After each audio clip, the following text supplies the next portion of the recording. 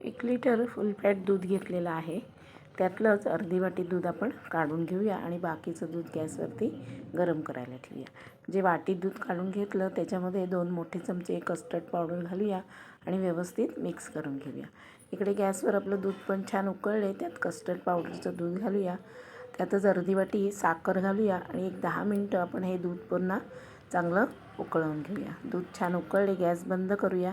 इथे थोडीशी फळं घेतलेली आहेत, स्वच्छ धुवून घेतलीत, ती आपण आता बारीक कापून घेऊया.